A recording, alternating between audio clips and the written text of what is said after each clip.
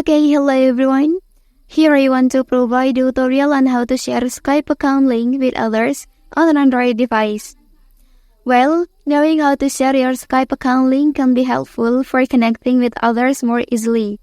By sharing your Skype account link, you can invite people to add you as a contact for a joint conversation without having to manually search for username. So, let's go to the tutorial. Okay, first thing first, enter to the Skype app on your device.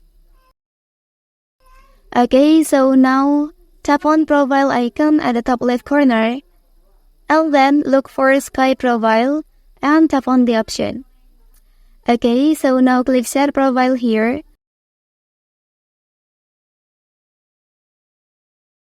After that, here you'll find several ways, but here I will recommend you to use the first way. Okay, simply copy the URL so that you have all ready to share it with your friends or colleagues. Okay, that's the tutorial on how to share Skype account link with others on an Android device. If you are helped by this video, don't forget to like and subscribe to get other information from this channel. Thank you.